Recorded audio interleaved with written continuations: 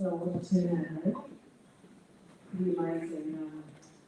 It's so beautiful doing it 10 months on the walks and have time to go deep with the breathing and then back to come here and enjoy all the stories. But first of all, I have to tell you, Jay did not want any of this. When I talked about him, we talked about his funeral, and I told him exactly this, what we planned to do. He said, no fucking way. I think it was more, he's trying to, he thought the expense and stuff. You know, Jay was very good at the money side. That's right. You know, for those of you that know me well, I never listened to Jay. I remember one time, most of you know he hated cats. And one time he was laying on the couch and I walked in the lounge with a box and he said, that better not be a fucking cat. I said, no, it's cats. And I put two sides and he's got them on his lap. But thanks everyone for coming. It's really, there's going to be lots of tears and laughter, especially when the tribute video comes on. But it's really a time to celebrate Jay's life. He had a great life, and yeah, he kind of had no regrets. Make sure your phones are off. Feel free to clap after each eulogy, even if it's a crap eulogy. Some, I contacted a few of you to speak, and some were a bit emotional, and of course everyone knows public speaking is like the worst fear before death. If you don't try the public speak, I remember Jay, when we used to sail, you would get the pick if you did something wrong out on the water, like leaving a bung out, and if we got the pick, which wasn't very often, he would pay me to speak for him. And I judged it. If you look at the service sheet, you'll see just in the background is Jay's handwriting on the front page. Just faint, that's taken out of his logbook of all his adventures with the cats and his boat reservoir. And then there is his membership card, which he always loved. It made him feel very important. It was the Royal Yacht Squadron in Queensland or whatever. But this, we kind of, I guess a lot of today is going to be about the last kind of 5 years of Jay's life. I'll just touch briefly. I've done an obituary here, all that's on the back that you can read. But I was going to say, like, for most of our married life, Jay was involved in his dad's business, and unlike Joel, who had diesel in his veins, Jay had salt water in his veins. And I'll just, if you just want to put a picture up, when I posted this picture, 20 minutes up of our newest grandbaby, Jago J. Jago J, that's at Rachel's house next door to us in Bucket River. He's screaming, and Denise screaming posted on the Facebook, so he likes it as much as Jay did. But Jay, this school here, when Jay first came here, I remember his mum telling me she dropped him off and he vomited in his cap. And he also got paid a lot, but I'm pretty sure he had lots of good memories from the school. It's just so beautiful, so beautiful. And so Jay, he was a true sort of born and bred Larry Bay private school snob. And he still up teasing me that he used to be from the gutters. So we had a very different upbringing. We were kind of like chalk and cheese, but we had a great life together and we produced 3 amazing kids. And I was going to say, now anyone who knows me knows that I like to keep my kids wrapped in cotton wool, and I'm very anxious, and he'd throw Brody out sailing as Optimus in all weather, and I'd be up in the start box with my binoculars and my telephone to the Coast Guard. And luckily, I met Jay because he was completely the opposite and just he really pushed them out of their comfort zone. I mean, there's one story that he used to love telling us when he took Rachel up the mountain. She was about 10, taken down the dirt trails, and Snow, who's here today, actually saved her life from falling over a cliff. And Jay thought that was a really cool story to share. And wondered why I never liked them going up with him. But sort of on a more serious note, it's kind of nothing like a terminal cancer diagnosis to make you rethink how you want to live the last chapter of your life. In Jay's last chapter, he kind of had the best years. He kind of rewound and got pretty good looking when you look at these photos. You know what I mean? And there's like big neck and like, I wouldn't mind the back. But he always, he didn't want to die, but he accepted it with such grace. It was like a real privilege to be on the journey with him. And I remember him saying he was blessed to have the love of two good women, one being me and one being his first wife, Laurie. And for a wee while, his life was kind of like, I don't know if anyone's seen The Lincoln Lawyer on Netflix. He had two wives and his phone had caller ID with wife one and wife two. And Jay's life was very much like that for a while. Laurie will be watching this and we are both of us and we felt really blessed. Just had to get that elephant. But he circled back and he hit the last.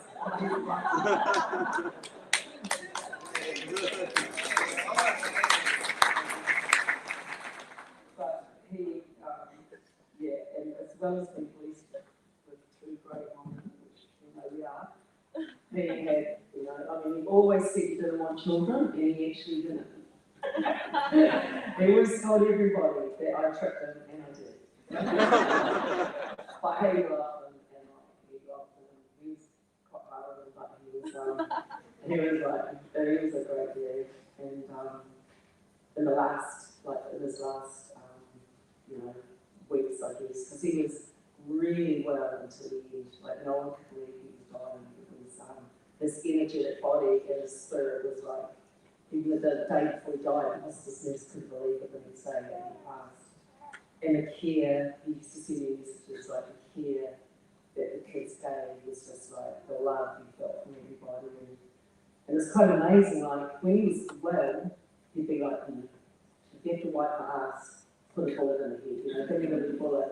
But when it got to where the kids had to bathe and do stuff, it was so beautiful. It was like, just so beautiful, and it was just so right. Just like you bathe a baby, come into the world, prepare the children, become the parents. So it was like, it was incredible time. It was really good. We were really lucky as family to get that time. He kind of just got a bit more tired as he went on, so like he was really well, but just slept longer and longer. And I had to take over the cooking duties, and he always swore that my cooking would come quicker than the cancer. That was like, it was good anyway, he bought, in 2019, he bought his boat lease of art, and he actually realised, but I said you bought it on your dad's birthday, so the contract was signed, and didn't he love that boat? Did he love that boat and what it represented? Every time you walked on it, you actually just say you loved the boat. It was incredible. And talking about the salt water was funny. It's like even when he retired, he took sustainability with the special needs children at Larry Bay, and he just loved it. His goal was just to get everybody saying that was his mission. And I think at one stage, after the end of the Irish Yacht Club would have been due to him pushing people. The kids would share their adventures, it was some of the best years of their lives. He took friends and family out. He did the Sturgis motorbike ride in the States. He had friends come over for his tea, and Bobby came over from the States and stayed in Margaret River with us. They actually, when they came, they bought a bug off the plane and nearly killed them. They all couldn't get out of bed for one for you, Charlotte, for quite a few days. So we had a great time those last few years. We all kind of lived in a house together. Charlotte and the girls spent most of the 2 years there, and we had lots of laughs, and it was so beautiful. And Jane loved the weather. The Margaret River is like long into summers, and every day we wake up and say, thank God I'm not in the only one. It's kind of like random, People laugh today at the sailing the sailboat is full of. But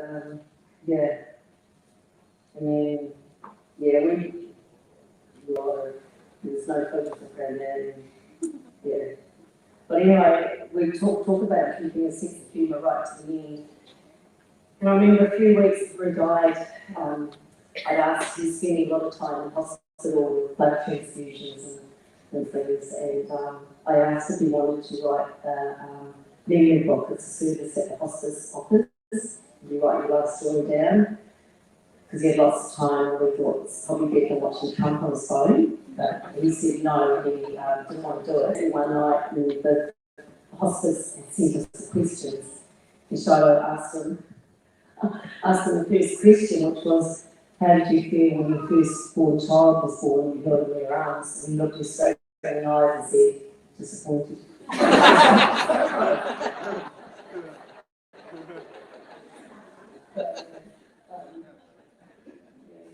We all thought he looked like Colonel Sanders or Rob Harris, and used to have him on, and he always got a little bit upset because he thought he.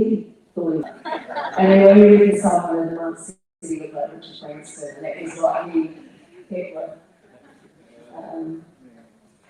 We nearly lost him quite a few times. There was one time we were driving along and he became unconscious, and we didn't know that one of his diseases had caused him to become anaphylactic. And if you're anaphylactic, you should eat peanuts. So that night he was in hospital and he did, nearly died. And that night he was eating a trumpet with cashews on. And we're like, hey mate, didn't care, nothing bothered him.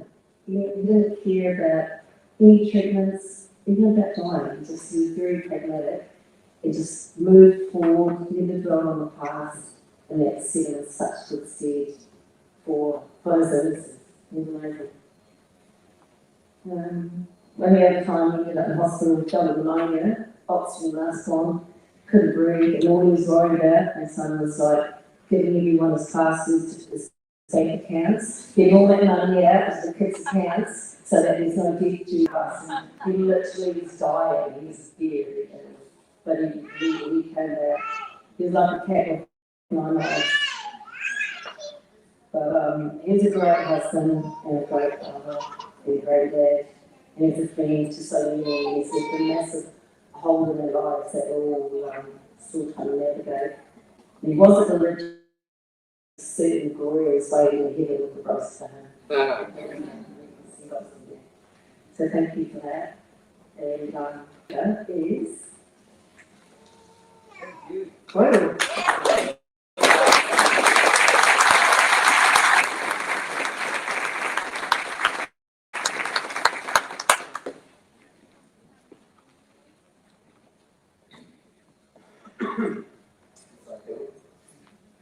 Firstly, I would like to thank everyone who's turned up today to give the old boy a send off and bring him back to his homeland. Secondly, I'd like to give a massive kudos and a round of applause to another guy for putting commitment and putting up with this socialist behaviour over the past 39 years.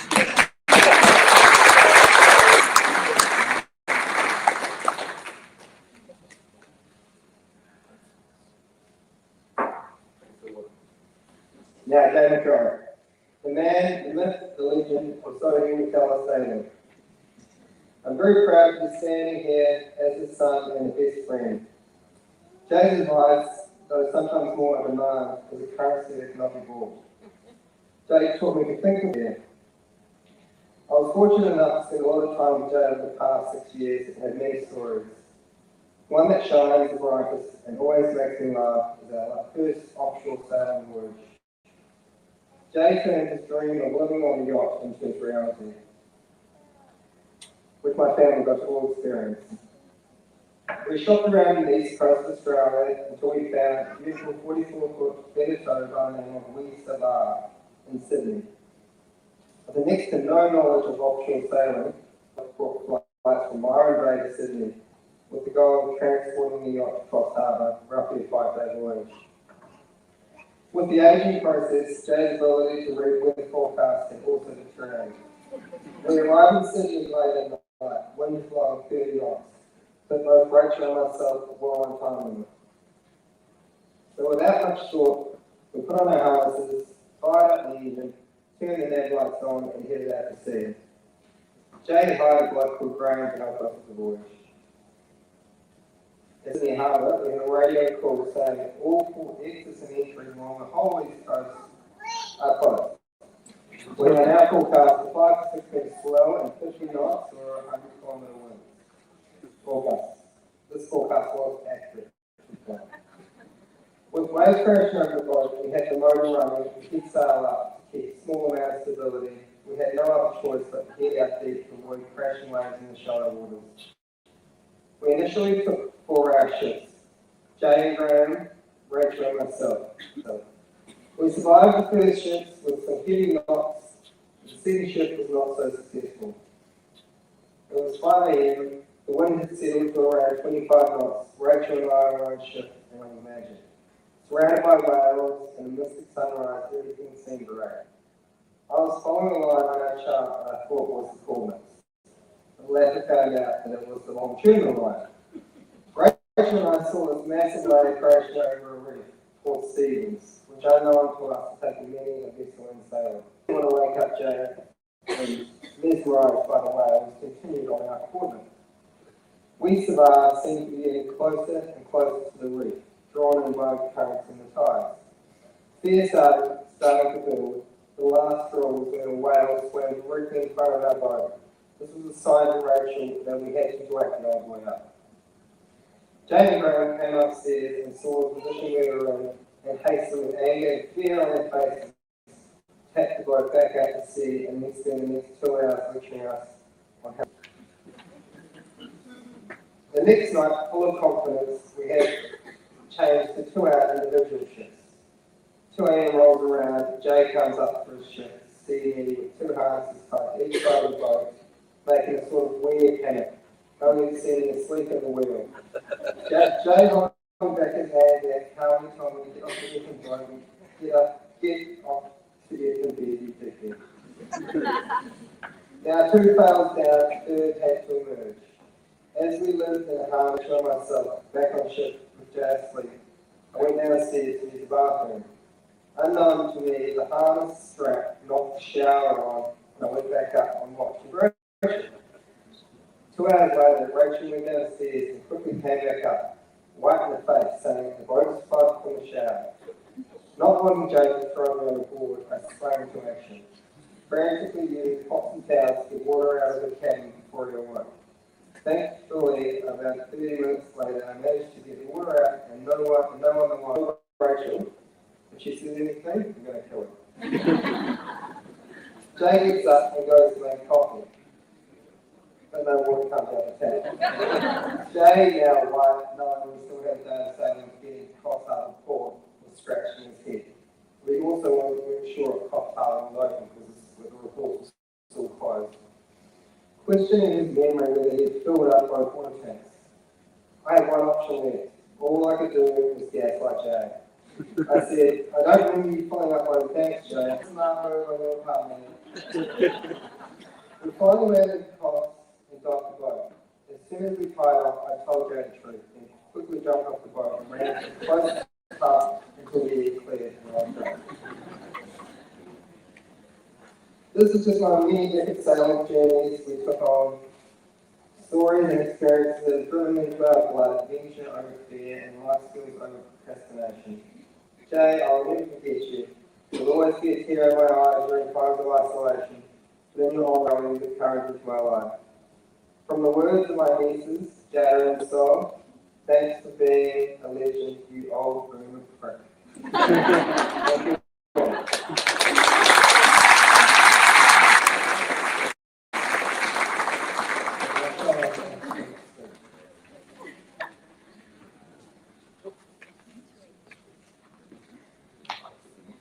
Well done to that disappointment. My name is Charlotte, and it's safe to say probably the child that gave him the biggest run for his money. Growing up, I always thought I was nothing like Dad, but as I got older, I've come to realise that we were all too similar, and possibly the wild side within me was something that he also recognised in himself.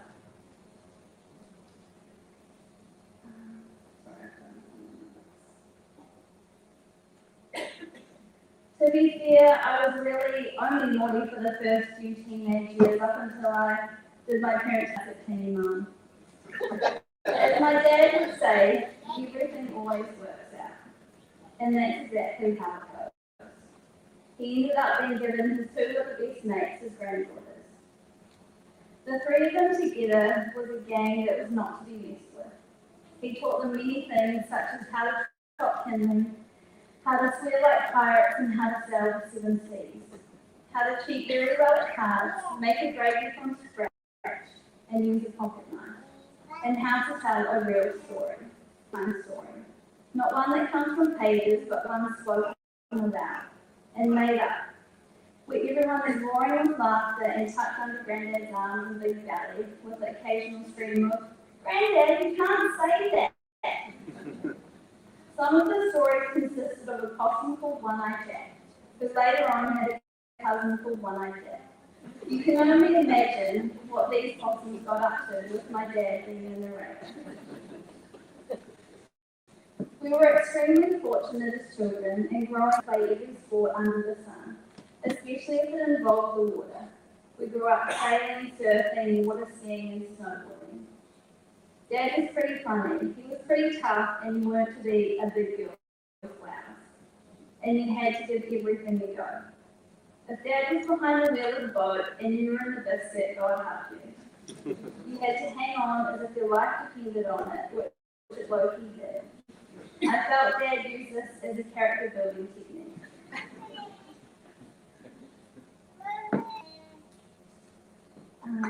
Me and my brother once found ourselves on the back of the biscuit, Dad at the helm, and somehow he managed to fly the biscuit out of the river, onto the riverbank, through a massive bush and then back into the water, all of which me and my brother successfully survived. Some of my dad's parenting I look back on and I crack up and I think, holy shit, how did we survive that? But that's the thing, we did survive and everything works out. Before Dad became really sick, I with him on the boat, sailing along the whale migration. It was magic, the best time. We hold the best time in our lives. We hold so many memories of that trip. Now, this story was one of the few moments I ever saw my dad worry. Up until this moment, in my 30-something years of being alive, I had never seen my dad worry. It was always, "You'll be right, off you go, mate." So we had spent 8 hours sailing to Lady Musgrave, which is a reef in the middle of nowhere. It's a wonder of the world. There's turtles, dolphins, whales, sharks, everything you could dream of is there. Me and the girls took the little dinghy over to the island, which was about a 5-minute boat ride from where we had anchored. Keep in mind, this boat we would use to get into shore was tiny, and often the engine would shut itself, and we'd have to paddle back. Naturally, our skills got distracted by the island, by the little black reef sharks, by the incredible white coral, the small jungle that was on there, and it was getting dark, and the wind had picked up, and we started to make our way back to the boat. As the waves started to fill it with water and the engine was making some very suspicious sounds, the girls were in the front laughing away thinking it was hilarious, me thinking to myself, shit, this is a bit dodgy, and other boats watching non-concerned. As we plodded our way closer towards the boat, there was Dad standing at the back of Westervar, rope in his hand, a worried look on his face, sea spray in his hair, waves crashing at his feet, and then I hear him say, "Jesus, you just about gave me a heart attack, I was so worried." I thought to myself, shit, I've still got it.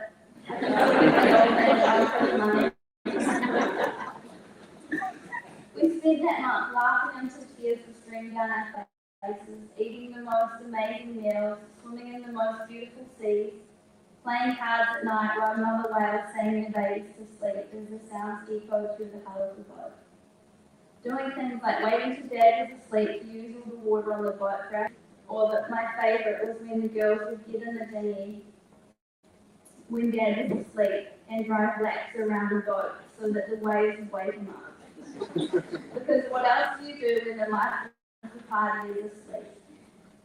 In the 16 years my dad got to have with his grandchildren, he has given them a lifetime of memories to go forth with. past, we got home, and above our house a huge eagle circled for about 10 minutes. We knew it was Dad just watching. We knew that he was with his mum, who often, he said, would be waiting for him with the roast on the table. My dad has taught me a lot of things in life. He's taught me how to live, and he's shown me how you can die with grace. Just like you go to a beautiful birth, you can also go to a beautiful death. There's nothing to be feared. He moved through it with such grace and power, trust, and he welcomed it. He was so brave, and with his strength, he made it easy for us to let him go. After his passing, he came to one of my daughters who was asleep. Full apparition, Dad was standing there, holding his hand out to her, and he said, "I just needed you to know, mate, I'm still here, you just can't see me." I'll leave you with this final story of my dad. It was your classic Wellington day, beautiful sun shining.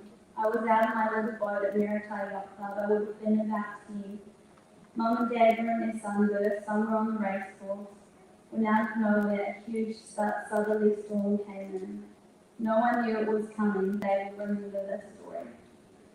The storm raged through the harbour. The wind was howling with sideways rain. I couldn't see 10 metres in front of me. All I could see was white, no other boats. I let go of everything and my little boat flapped in the wind. Not knowing what to do, I just sat there being thrashed about by waves. As I looked up, rain beating into my little face, I could see a figure in the white cloud. It was Dad at the helm of his boat, flying towards me, Mum sheltering at the front. Somehow this man had the Wellington storm. He's yelling out at me what to do, and I yelled back, "Dad, should I just jump out and swim in?" His response, "A sailor never leaves their boat." He circled around my little boat for some time, hiking up the side of the sunburst, trying to keep her upright. Eventually we made our way back in, and as fast as the storm had come, it had left just as quickly. So now when I look out to the ocean, I see my dad. He's just there, just beyond the sea mist, just waiting, gently watching that big smile on his face in his home.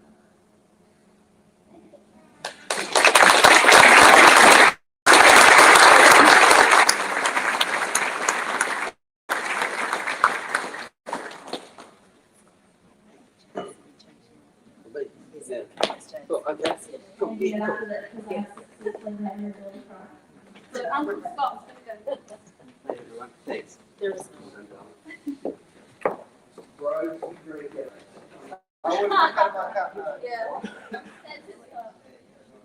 Good luck tomorrow. Hello everyone, I'm Jay's brother Scott. So lovely to see you all here. Thank you, both those that are here in person and I know that there's quite a few remotely. So welcome from Jay's brother.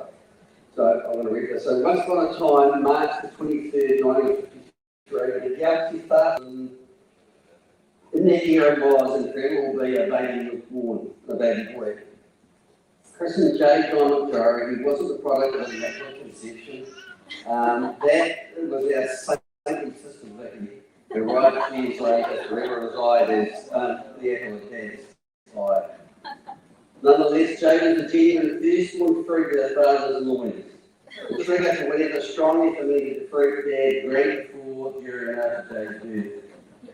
Perhaps this accounts for the assumption that Jay was an accusation I live in for time to try and explain his future behaviour and lack of sensible thought. Perhaps not though, he is actually a bright boy with tons of charm. And what wonderful nature who can create so many people around the world to the extent that we all are proof that he is much loved, admired and adored. Jay was born in a private hospital under the TV ministries of a doctor known as Butcher Duncan. A tiger for a circumcision scalp. Whether the butcher did wrong Jay 4 inches of manhood, but I'm sure God and you bring his strength through his body and go back to the test of their group.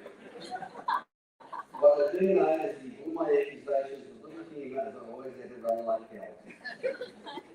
I also know he was sufficiently fertile despite suffering testicular cancer to father three beautiful children, Brody, Shiloh and Rachel.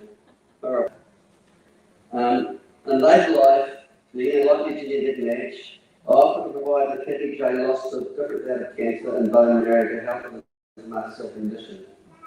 However, a brother's loyalty has its limits and I refuse to replace his missing testicles. Suggesting said that his great friends, P.C. Collier, Dave D.D.T. Thompson, and Graham Blood Reading would all stand in as alternative donors.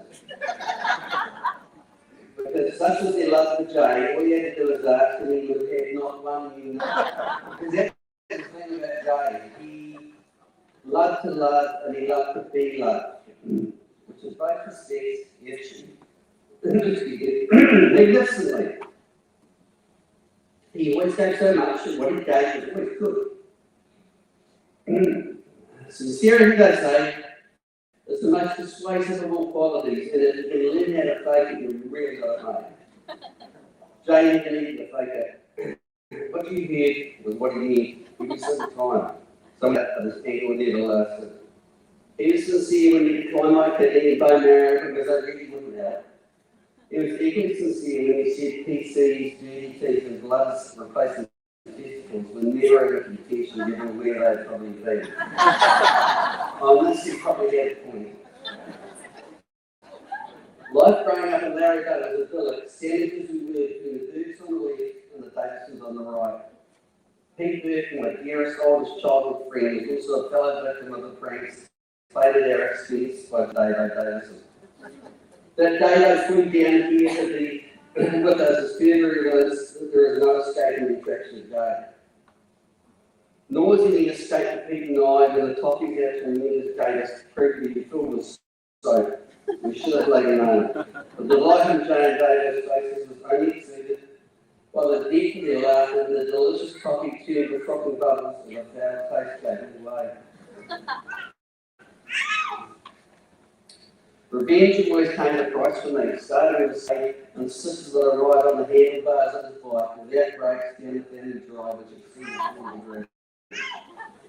As I faced over the rock, the bellowing from Jay and the horrendous graze he sustained with a little comfort made somewhat better when his bellows turned to howls as Vicky, a newly minted girl guide with a medical badge, decided to treat his graze with hair removal cream. My outlook improved even more. Even through the blood, I saw Mum start to thump Jay for his references. I even mustered a feeling, hit him harder, Mum. I was getting more of that cream that he before I consciously satisfied down. Later on, he turned the tables, and in a heated moment, I shot him in the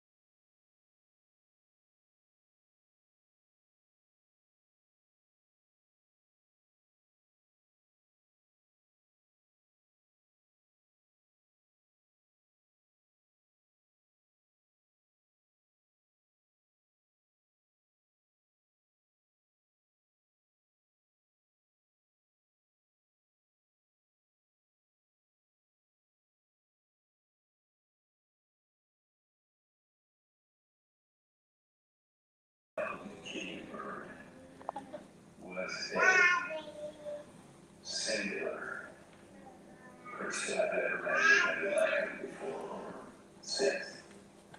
He was just a super bright light, full of energy and optimism, and a heart as big as a truck. He was also extremely cool and good with the girls. The day we met him in Arizona, he flew by us in a smoking abandoned edition black van with a cowboy hat on. He was channeling Burt Reynolds, no doubt. He had us on the CD radio as we were running down towards Mexico in his brother Greg's truck. We pulled over and met him and immediately became friends. By the time we got done with the Mexico debacle, he was moving in with us up in Carlsbad, California, where we lived. We're from San Diego. Years and years of friendship evolved from that, and we all gained a bit of wanderlust from his globalness. He was just a global guy. He was all over the world. He would run that whole week for a month, and then he'd come back and always bring us his special duty free liquor to the frat house we lived in. He's a deep thinker, yet he was an easy laugher. Just a solid cat all the way around, willingness for sure. And that was one of the pillars of that period of our life that just stuck out. God bless you, T. Bird, and we'll see you up in the skies hopefully someday. Big love from Sparky.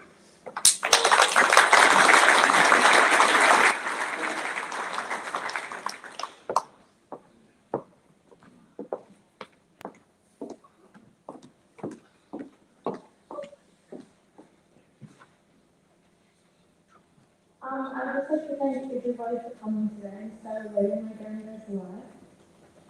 My name is McJorrow and I was his first grandchild, his eldest grandchild.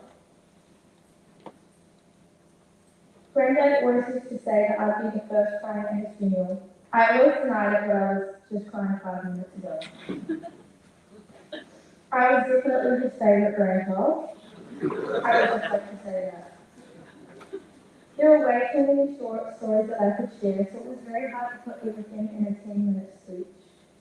Or they were simply just far too inappropriate to share. Granddad loved to offend people, so if I say something offensive, just blame it on him.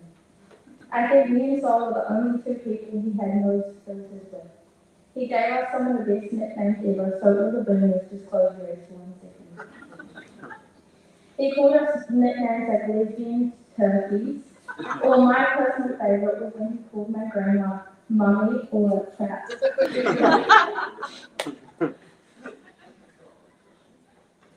I knew Granddad was sick for a long time, but he never showed it. Even on some of his last days, he was still laughing and making offensive jokes, even on his deathbed. I remember him calling one of his eldest friends Dirty T, who's watching right now, and saying how good their lives were together, then proceeding to make jokes about sex and drugs. Granddad taught me that even when something is hard in life, you can always have a positive mindset. The only time I saw my granddad shed a tear was when me and Sol walked into the hospital room. That was one of the hardest days ever because it all started to feel so real that my favourite person in the world would no longer be with us. I was lucky enough to spend a month with Granddad, Mum and Sol sailing the whale migration on his swim boat. We sailed from Gold Coast to Manly, visiting all the islands and following the mother and baby humpback whales. Our final destination was Lady Musgrave, one of the wonders of the world. I remember sailing and seeing my granddad standing at the top of the boat, watching a whale jump by as we sailed through glassy water with a turtle swimming beneath us. That was definitely the best month of my life, and I'll never forget it. Mum actually stole my story that I was going to share, but I'll share my perspective anyway. There was one time in particular where we took the dinghy out to go to a little island to watch the sunset. Then all of a sudden, the sun had gone down. We got back to the dinghy and started to go back to the boat. The wind picked up and the sea got rough, and me and Sol were at the front of the boat having the time of our lives. And Mum was driving the dinghy. There was water coming into the boat, weighing us down. I could only so faintly see my granddad standing on the boat 20 meters away. Somehow we managed to get close to the boat where Granddad could throw a rope for us to catch. I saw my granddad's face. He looked so worried. That was the first time I had ever seen him scared. Of course, he had dinner on the table and towels laid out on our beds for hot showers. Granddad was my best friend. Every achievement in life, he was the first person I would call. Every netball game I won, Granddad was on FaceTime. That was only the netball games I won, not the ones I lost. He was making sure he was the first to tell me good game day. Every birthday, Granddad was the first to text or call to say happy birthday or sometimes to sing opera happy birthday. I know Granddad would be looking down on me right now, so I wanted to say, this bit's really fun.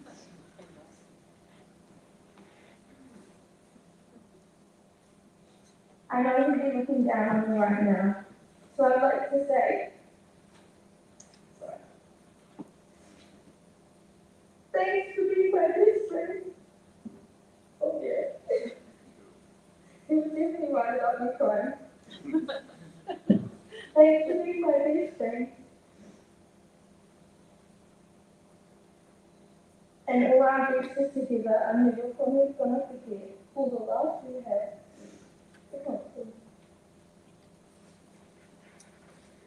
I'm just so grateful to be able to have you guys in your life, and I wouldn't be the person I am today without you. There will not be a day that goes by where I'm not thankful for everything you did to me. I'll miss you every month, every day, every second of every year. I hope everything treats you well.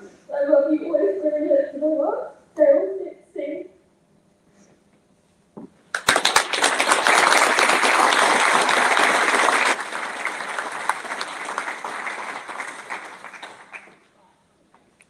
We've done enough content, let's switch to the next. Victor, as the last one of family speaking, and then we do the tributes.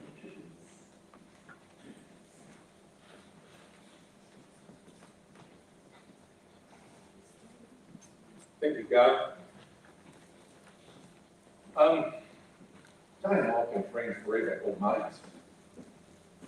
I went to Redfield and Jane was there. He was a couple of years ahead of me. I started Redfield in 1973, and we're both friendly.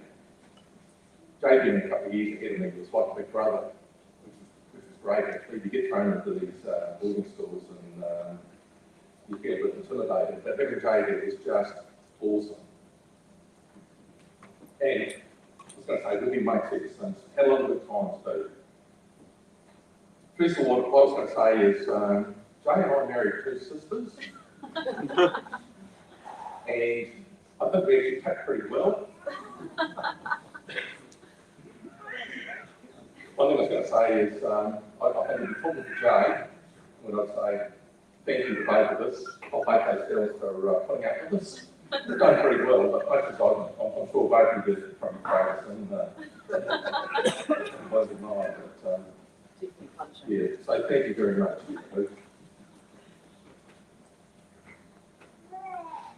What I was going to do, I was just going to talk quite quickly about some of the memories of school.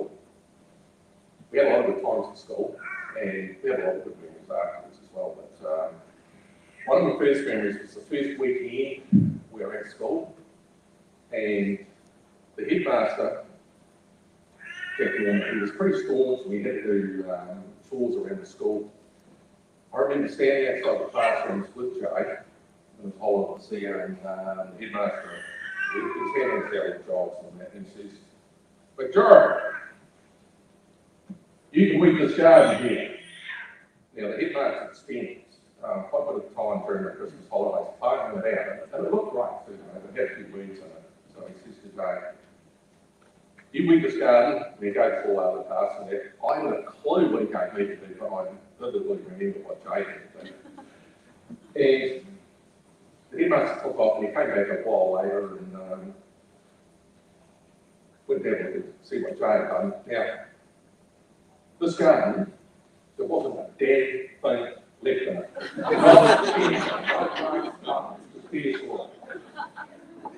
Jay stripped the whole damn lot out. Needless to say, Jay never got any more garden tasks. I think it was probably better than his madness, to be honest. Another memory I've got of Jay is we were both in family and night time we used to have prayers. And it'd be like 9 o'clock or whatever, and the housemaster would get up and say prayers in front of us in the common room. And this night, what had happened is John and Shirley Cameron went overseas and they brought back this laughing box. And it was just a little box, it was full of string, but they laughed, it was the first thing to laugh at that. So here we are having prayers, the place was very quiet, etc. The housemaster, there was Dave Deputy Jones, who's been here, where you guys remember. Next thing, Dave puts the string. The laughing box burst out laughing and the whole room just erupted. Needless to say, the laughing box got confiscated and Jay got, I think, a couple of weeks of the cane actually. Now, quite often Jay, he was just rat bad really, and he was always having a bit of a laugh and he played practical jokes and that, but they weren't always, the laugh wasn't, he didn't always get the best of everyone. I remember one night, he was going tramping at Mount Holsworth over the weekend, and he packed a bag on Friday night. Now I remember the pack sitting on his bed quite vividly. So come Saturday morning, he grabs his pack, gets dropped off the bottom of Mount Holsworth and tramps to the top. He gets up there and he's quite exhausted. It's a fair old walk up there with a heavy pack. Gets up there and he unloads his pack. And in the bottom of the pack are two big river boulders. So someone plays a joke on him. So he'd go down Holsworth and stick big river boulders up there. There's James card place up there.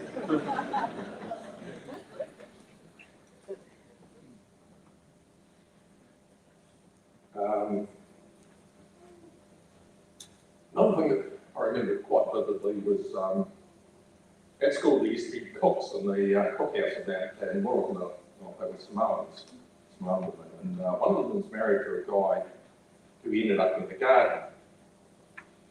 Now this guy was a big Samoan guy, I mean big, you know, he must have been at least 20 stone or something, and his favourite pastime was mowing the lawn, so he used to have a little baby tractor and he used to take his wheelbarrows around. So Jay being Jay, Jay had nicknames for everyone. Jay called this guy Fat Chocolate. There is a Fat Chocolate absolutely hated Jay. Jay used to tease him like he teased everyone, you know. Now, we're walking back from dinner one night, and Fat Chocolate was out there on the lawns. It's a big procession of us all walking back from the cookhouse back to Cranberry, and Chocolate's going back and we're and hey, Fat Chocolate! And next thing, Fat Chocolate sees him, and then he's going chasing with his beefy tractor. So here he goes, running around that field. There was all these feature trees and that, and he's running around this, and Fat Chocolate's trying to get his buses. Made over again 3 or 4 of these feature trees.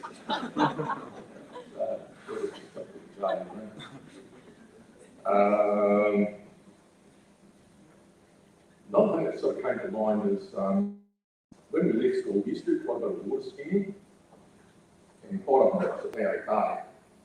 And it used to blow up and get windy in the afternoon and that, so we didn't do it at night time, we do it early in the morning to go water skiing. So one morning when we were out water skiing, it was about 6 o'clock in the morning, and Larry Bay was divided into 2 parts. There was the ski lane, which was quite rocky and not that nice to stand on. There was a nice sandy part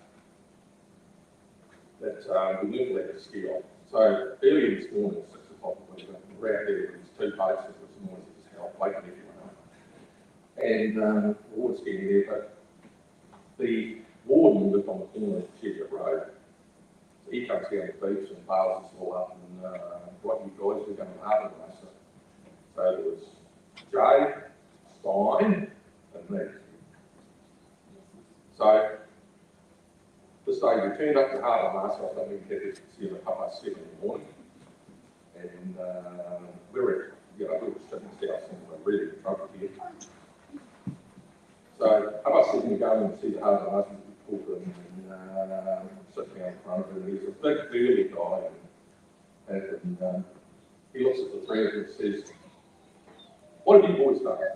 And well, I was just waiting for what's the boys getting on place, and he turns around and says, "Well, don't do that again, will you boys?" So that was it. And we thought we were going to be tied up for quite some time. And it was about quarter to 8. It was all over, and the Waterloo was an early open, so we walked across the road and got to the booze. Jay, I'll tell you what, there's a lot of good memories. I was going to say, it's funny how some of your best ones or your most vivid ones are from the early days, but we had a lot of good times from there on. Jay, you were a legend. We had a lot of fun. Rest in peace. Thank you.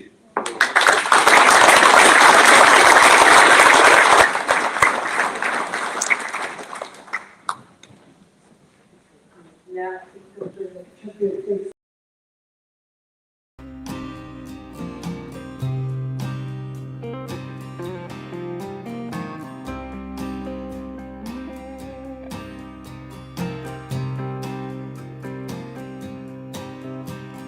Taking on the water, diesel and stores, laying up a while before I'm back on board. They're patching her up to go fishing again, welding her rudder, scrubbing her keel. Scars on her belly need time to heal. In the dark with the trawler man, I know all the people, there's nobody new. Soon we'll be leaving with the same old crew on the greener water, a tumbling sea. Ain't running like the good old days. Time's just slipping down the old slipways in the dark, so dear to me.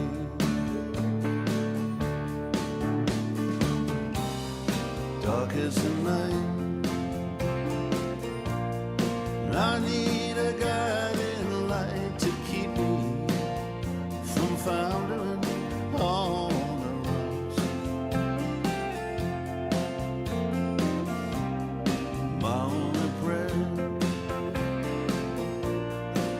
is just to see you there at the end of my wandering back in the dark.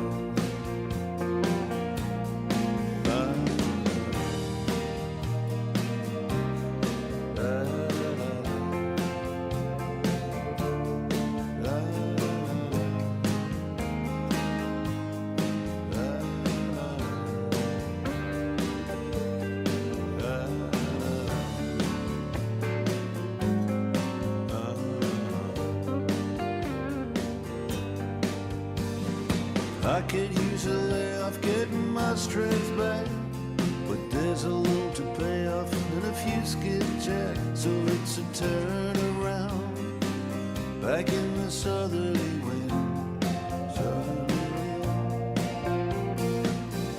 Pirates coming in to steal our gold. You can count yourself lucky with a profit in the hole in the dark. When we come in, dark as the night, and I need a guide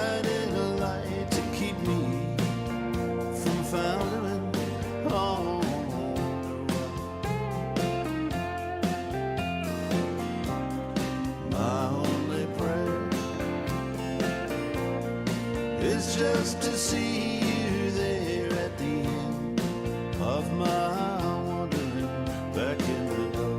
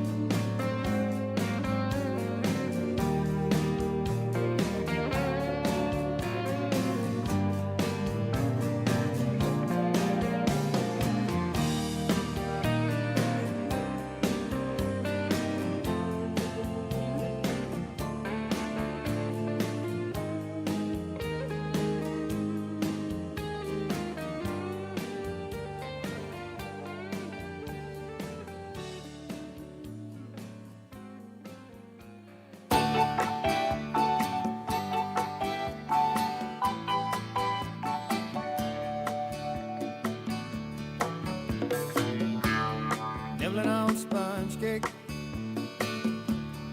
watching the sun bake. All of those tourists covered with oil, strumming my six string on my front porch swing. Smell those shrimp, they're beginning to boil. Wasting away again in Margaritaville,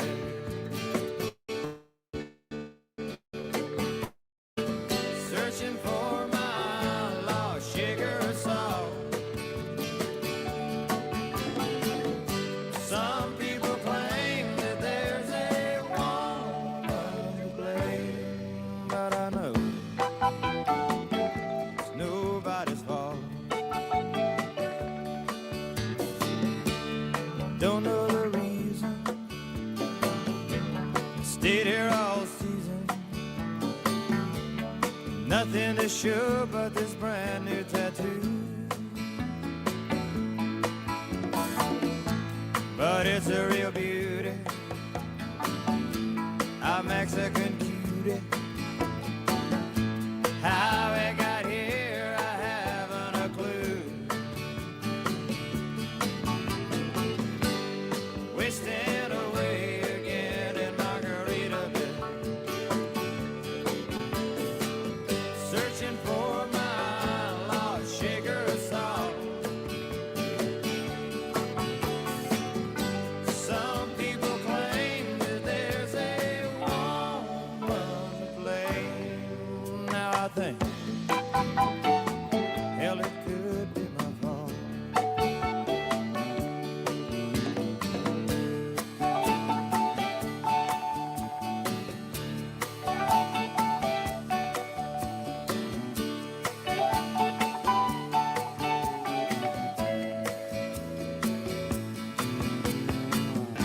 Some people claim that there's a woman to blame, and I know it's my own bad fault. Thank you so much.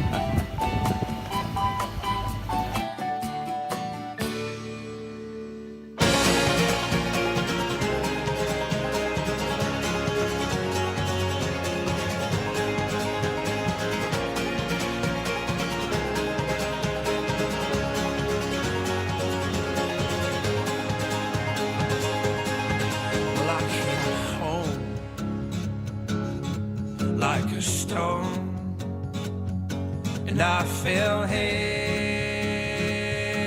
into your arms. These days of dark, wish we'd have known,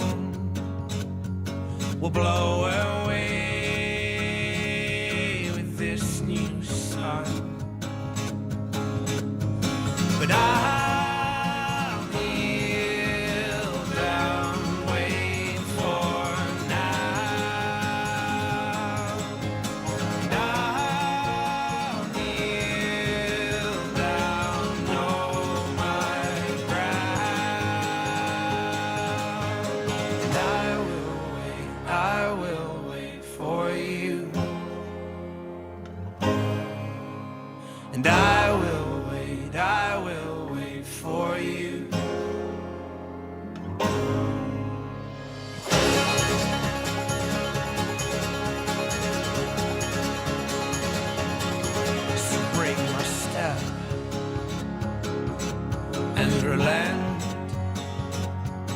Well, you forgave, and I won't forget. Know what we've seen and him with less. Now in some way, shape the excess.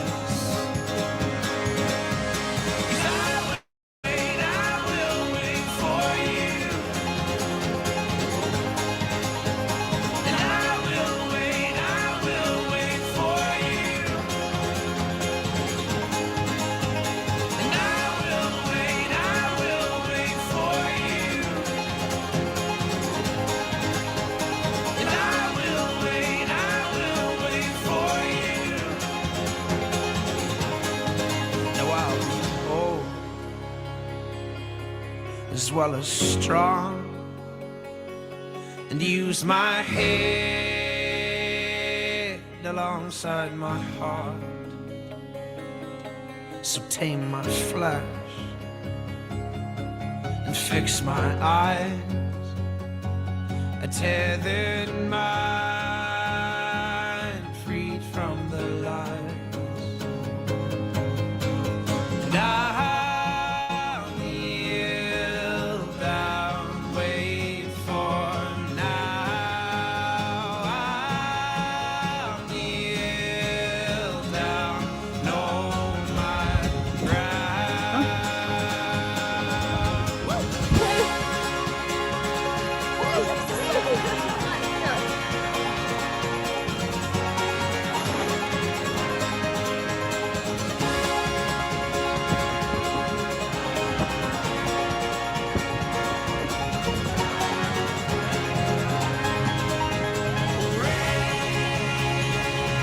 Raise my hands, paint my spirit gold, and bow my head, keep my heart slow.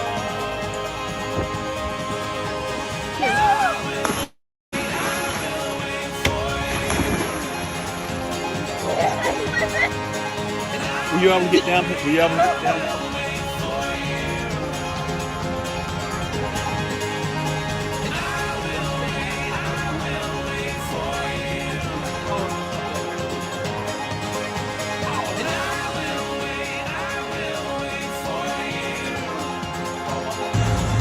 Woke up to this.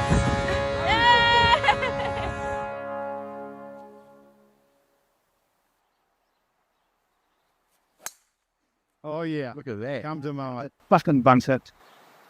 That place looking for that.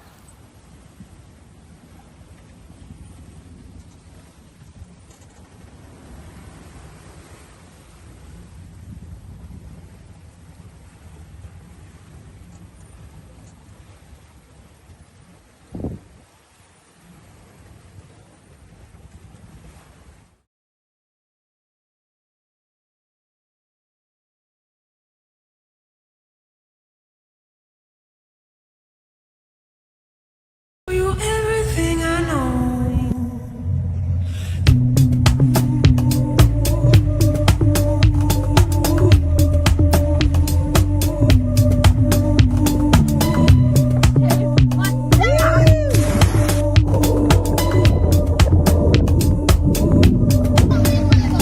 Alright, come close. Let me show you everything I know. Don't go slay.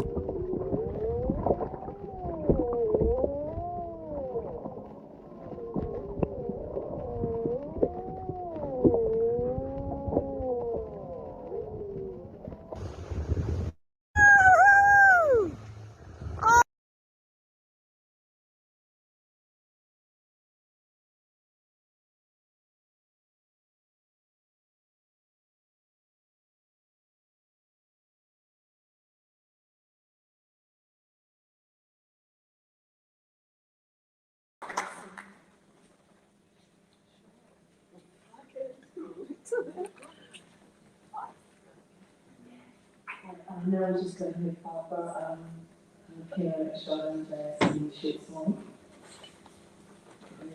have just a few speakers of jazz students.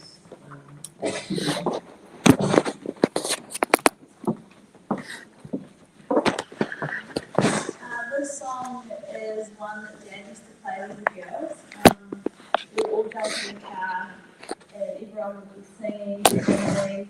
Dad would either be doing opera or rap, because he was actually quite a good rapper only when the grandkids were around. So this was one of his songs that we all like to sing to.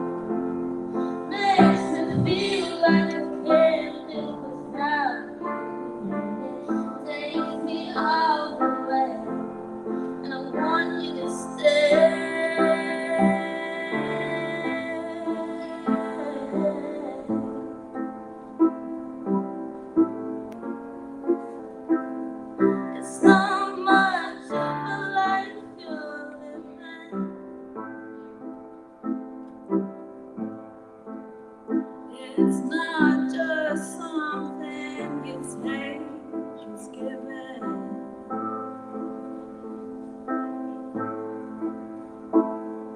Round and around and around and around we go. Oh, now tell me now, tell me now, you know.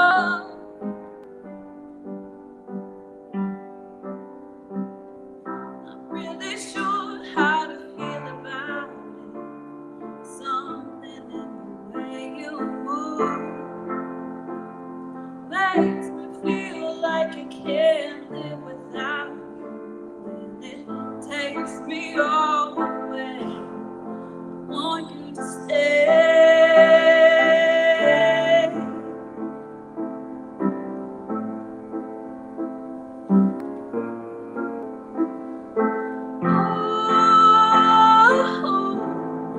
I need this hold on.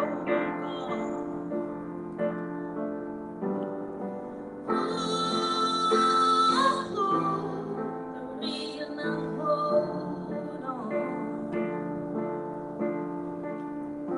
Finding you're the broken one, but I'm the only one who needed saving. 'Cause when you've never seen the light, it's hard to know which one of us is caving. Not really sure how to feel about it. Something in the way you move makes me feel like I can't live without you. And it takes me all the way. I want you to stay.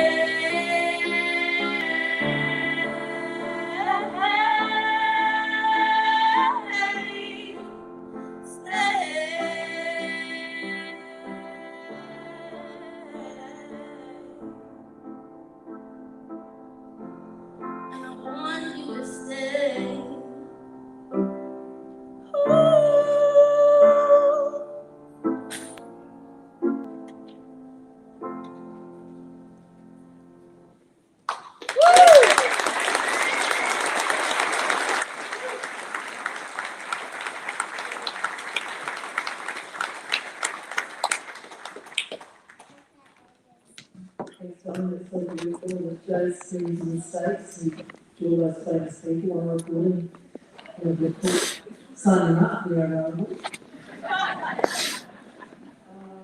Next we have Paul Morgan speaking.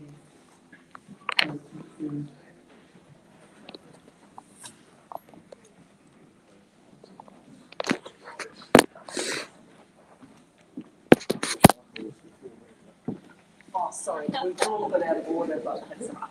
There's no highlight.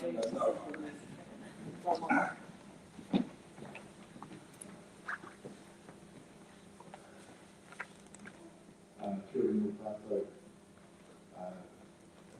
Wahine kaya, ana whanui te makaita katoa. Vicky, Scott, it's wonderful to see you here and all of you are gathered to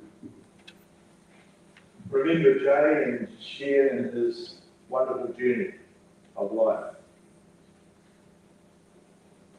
I first met the McJorrows when I was a little boy on my father's land in Kandala, in Feaston, McJorrow. At the Euclids in there, and they were developing subdivision in Kandala. I would be 8 years of age. And I met John McJorrow. Some of you in the room will know the story of Feaston McJorrow. I knew him because of the association with my father. I went to boarding school, Redfield College. I was a foundation member like Jay was. Friend Sarah's in the room, and you saw the photo up top with Graham Ruby Blood, Andrew Folks. Andy's not here today, but I'm sure he'll be on the line now from Queensland, from the coast. And being foundation boys of the college we went to, beautiful setting along the river and the countryside. We also had the great outdoors, which was the Taurua Ranges.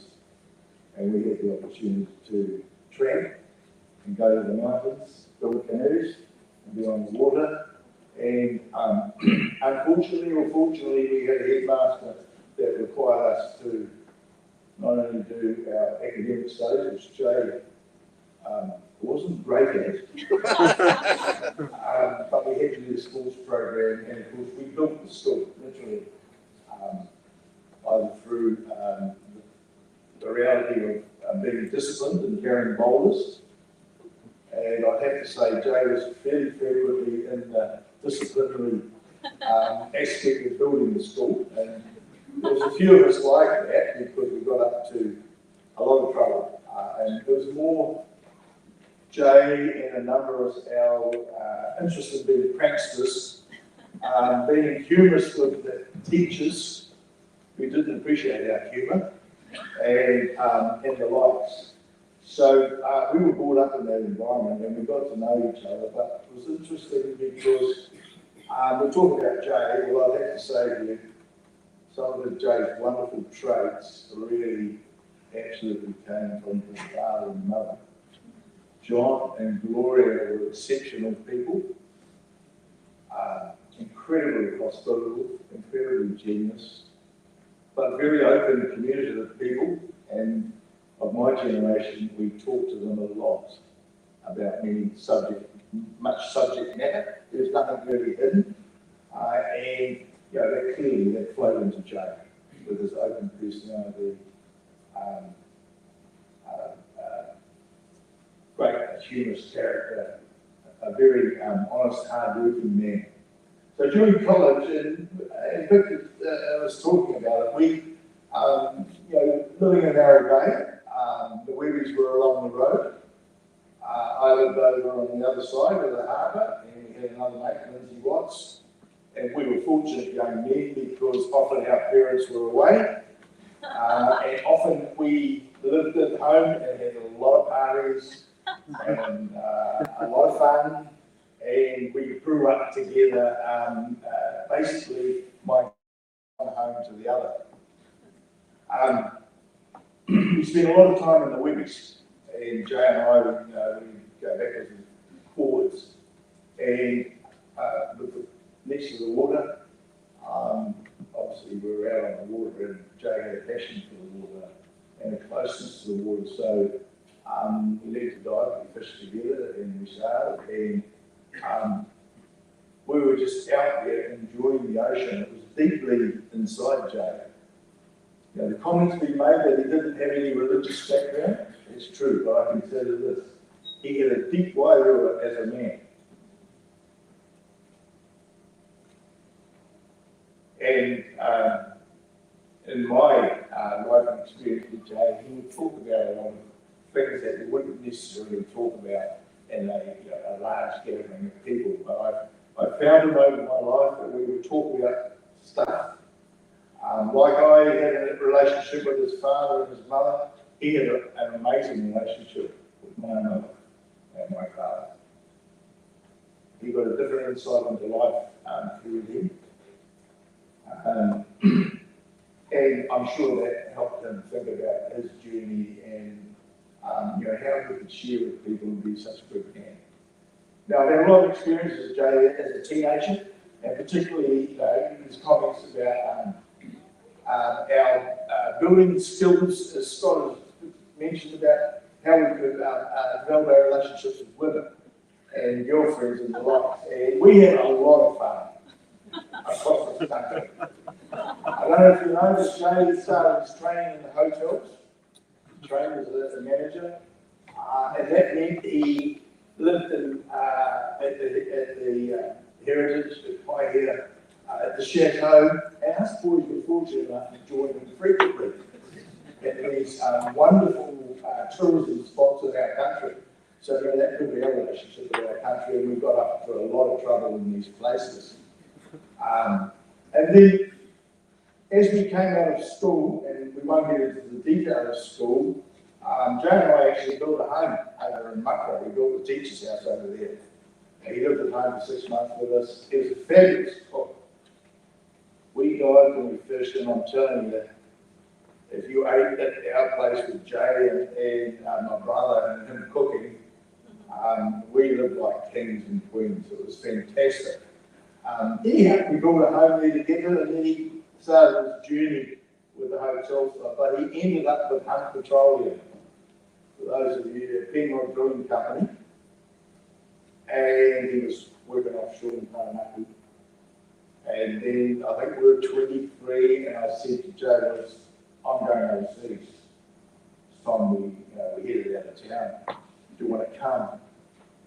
And he was humming and hawing, and I said, discussing it with him, why don't you contact the company in America and get a job with Hunt Petroleum in America? And that's what we did. We left. He wasn't quite sure, but I was going. So we left, and we ended up in Hawaii, enjoying Hawaii. The sort of problems we used to have, we frequently missed airplanes and things like that, because we met lovely ladies and we were enjoying places as we stopped along the way. And that was part of the excitement as young men as we toured. And then he went into America, I went into America, and that's when we started working in Louisiana, in the Gulf of Mexico, lived in California, and then basically worked all over the world. North Sea, Brazil, he had that travelling spirit, and his mates are on the way now. He met some incredible people over time. So I went to his first wedding, we actually in Port Edwards. But before we went to the wedding, we flew in from all over the world, and we went to the stag party in Las Vegas. And some of the boys will be online and probably remember this, but it started very eventfully because we were in a casino gambling and all the lights.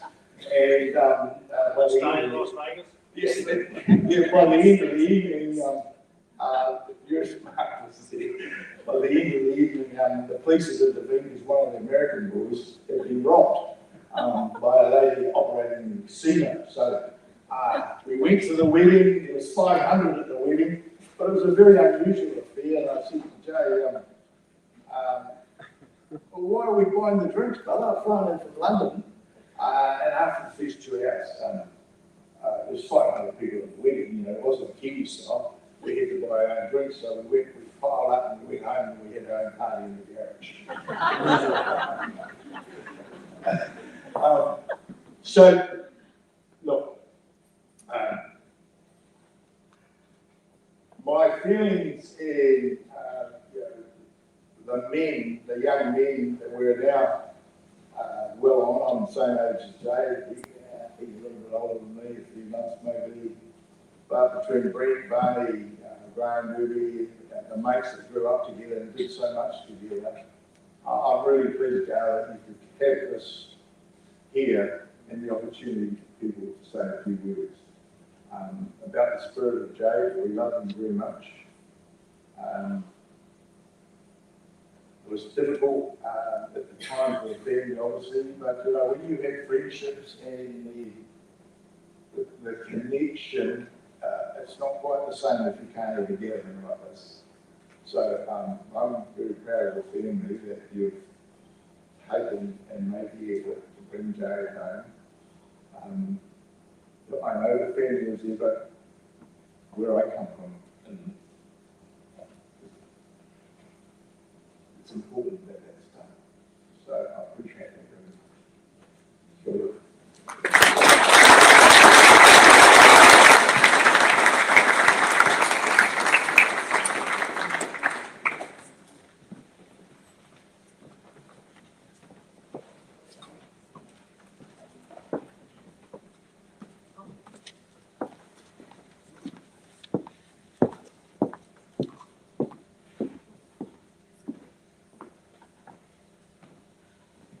Good day, everyone. My name is Michael Gibbs, and it's my privilege to speak today as we reflect on Jay's extraordinary life. Thank you, Gail and family, for giving me this opportunity. The gambler and the mentor. I first met Jay when our daughters Zoe and Rachel were children. Our families initially bonded over a shared love for skiing and Ropago. After a season or two, I persuaded Jay and Gail to join my ski club. Jay, being the social guy he was, loved the atmosphere, the day on the slopes, good dinner, relaxing by the fire and playing cards. One night, my crew, including my 3 young teenage boys, were all in when Jay asked if they'd like to play poker for money. In true paternal fashion, he explained the ins and outs of Texas Hold'em and checked if they were prepared to play with real coins. Of course they were. All the available gold was brought to the table. The game played on, the kids thought they had it sussed, and Jay calmly watched coins change hands as their confidence grew. I looked on thinking, what a guy. Jay is so good with the kids. But after a while, the coins started piling up in Jay's corner. And the kids' faces turned from excitement to dismay. They lost all their money, but they certainly gained an insight. Don't play Texas Hold'em with a real American gambler. Jay remained calm and poker face as he cleaned up, but the big smile was safe for later. We had many laughs about that night. Ambassador and connector. Jay was probably the most enthusiastic advocate for Eastbourne, and particularly the new retired yacht club. On the chairlift when we were skiing, he constantly encouraged me to move here. Michael, you'll love it. We also shared stories of business, the highs and lows, the stresses, and the painful cash flow management. But when I finally sold my business, the idea of moving to fabulous Eastbourne took hold. What a great decision that was. Jay enthusiastically helped me buy my first laser and introduced me to this dubious array of sailors and Eastbournites I see before me today. He knew everyone. He was a true ambassador and connector for this community. He was such a passionate sailor.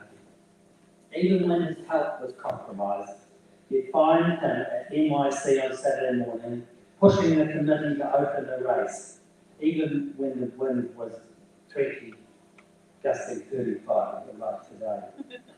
I can hear him now. Yeah, bunch of pussies, of course we'll sail. I'm sure there are a few ripped sails and broken masts we can collectively blame on Jay. The aftermath in the Blue Penguin Yacht Club bar was always there with Jay, and especially with Johnny, calling out, "Let's go back." Regardless of the actual sailing performances, the good times on the deck were abundant. Sadly for me and many others, it won't be the same without the Jay Boy. Jay was always upbeat about his health.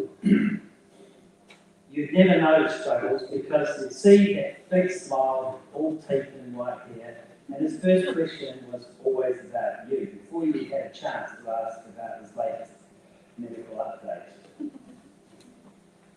My kids would say, "Grow your hair out like Jay, he's old."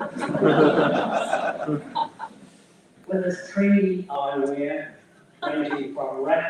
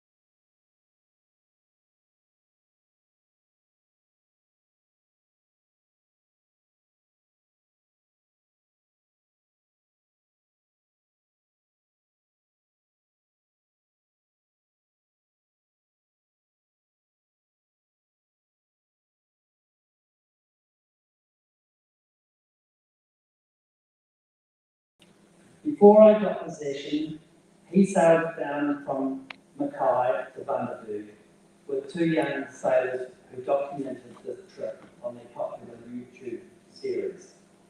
He also performed well on the camera. We didn't get to sail side by side very often, but we were constantly on the phone, with me seeking advice on various yachting issues. I certainly miss having my mentor. Well, that's how I do it. That's a famous saying. We did have a great sail together from Brisbane to Bundaberg, also with Dave Harry and Pete Collier on my boat. There's nothing quite like a boys' trip, the banter and the pure bullshit. Jay would often say, "But that's how I do it," when qualifying a suggestion to me, the supposed skipper. Of course, I take it with that as gospel and do exactly what he said. Well, that's how I do it. Has become synonymous with Jay, even when we cheekily say it behind his back. We had some classic laughs on that trip. While Pete and Dave stayed on until we reached the Keppel Islands, Jay had enough of us. By the time we pulled into Bundaberg, and it's quite happy to tell it like it is, I'm sick of these stoners.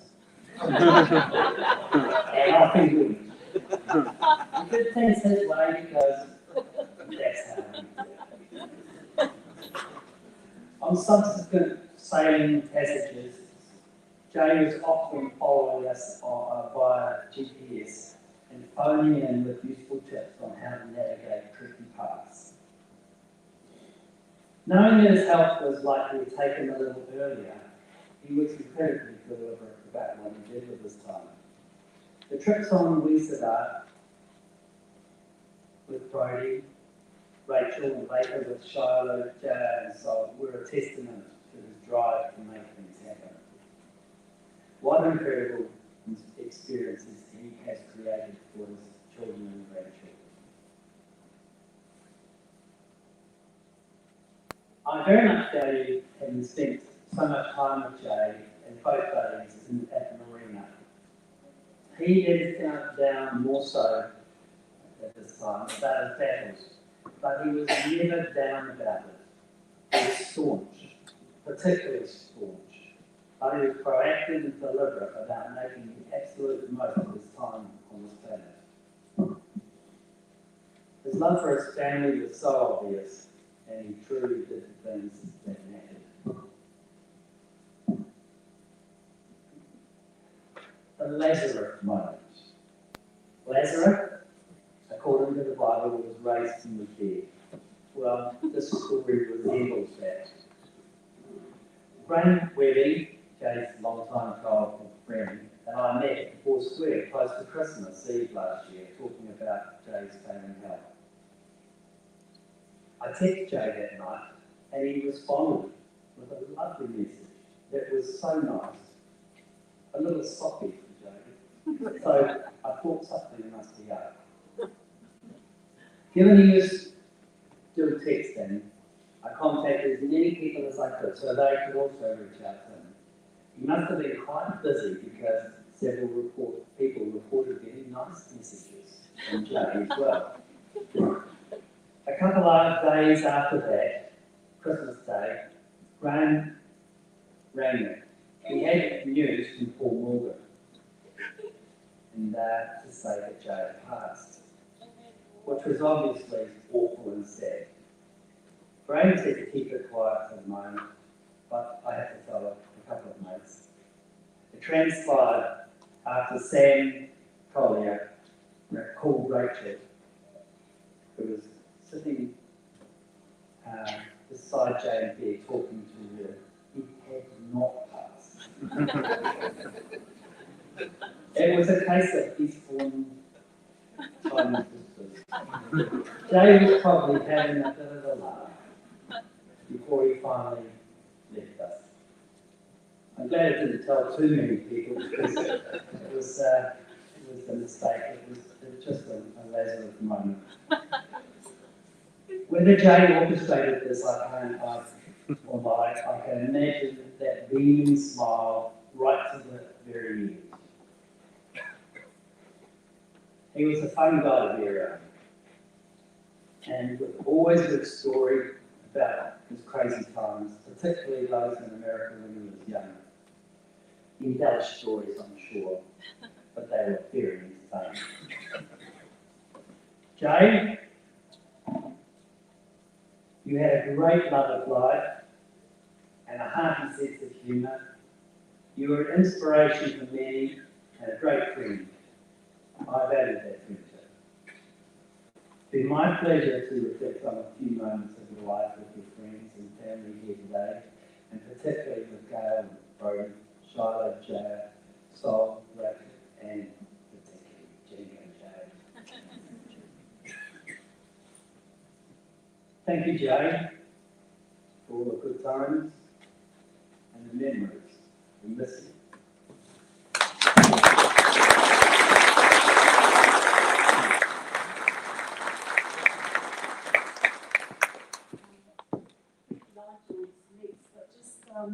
Warren, let's see something through. Yeah. Oh, can we do that now? Yes, thanks, Susan. Brandon is away. Afternoon, everybody. Unfortunately, I can't be here today, but I'm Graham, better known to Jay's mates as Blood. Jay and I go back over 65 years, And we first met at Wellesley College in the Primers and became friends and have been friends ever since. I have far too many stories with life with Jay to put on this little video, but we got up to a lot of mischief, got in a lot of trouble and survived. Boating was a big part of our lives, going back to Jay and I used to sail P-class yachts around Lowry Bay, and then we started with Thunderball. Some of you will remember that boat. We had many, many hours water skiing, Lowry Bay, Petone Beach, and the Rimahunga River on a Christmas holiday, which was spectacular. I think the Morgan family were there, Barney Folks, Brent Sowry, Jay's family, and we had 5 or 6 days water skiing the river down by the sea end, the river mouth, and had a fantastic time in Thunderball.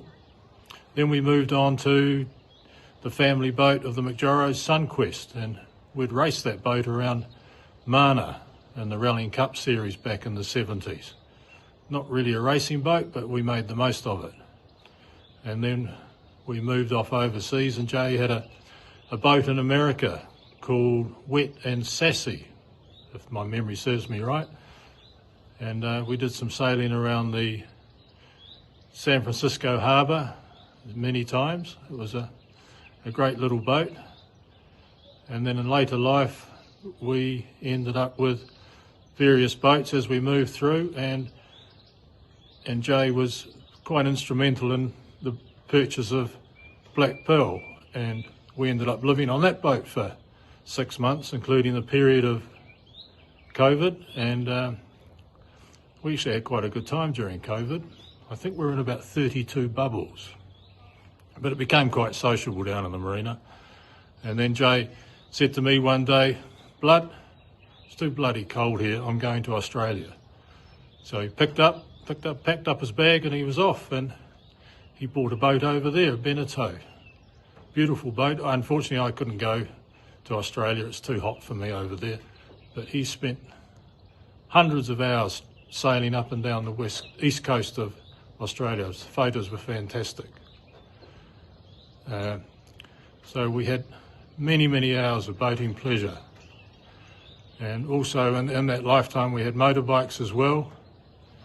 One of the highlights was Jay getting hit by a train in Tauranga. How he survived, I don't know. But he carried on and rode his bike back to Taupo that night, and it was a bit like watching the bike go down the road like this, because the chassis got bent. But I'll leave you with those couple of little incidents, and hopefully catch you up sometime tomorrow. Thank you.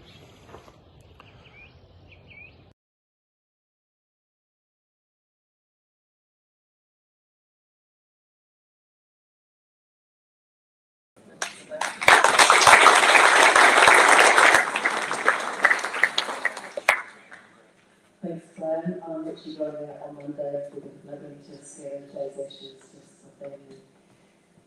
So we've got 2 more. Nigel here.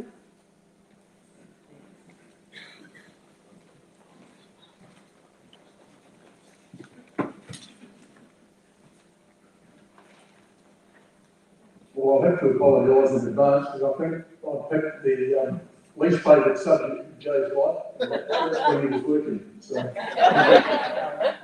my name's Nigel Hillier, and it's an honour to have been asked by Gail to share some of the memories of Jay during his years working alongside us in the land development space in the Wellington region. So thanks, Gail. I started working for the land development consultants through Richmond Beach in 1984 until I went overseas to work on their project in Brunei between 1990 and 93. TCG was then sold to an Australian-based consultancy in 2007, so then we branched off and formed a new company, Origin, which started the year Jay sold his business to King of Pickering in 2016. When I left for Brunei, John McJorrow, aka the Sheriff, was in charge of day-to-day ops, and often seen having a cuppa at the highest point of the job site, making sure that his boys were doing their cycle times to make maximum production. When I returned in 1993, Jay had taken over, and John would always respond to any tricky questions I had with, "Go ask Jay, I'm just a bloody roller driver."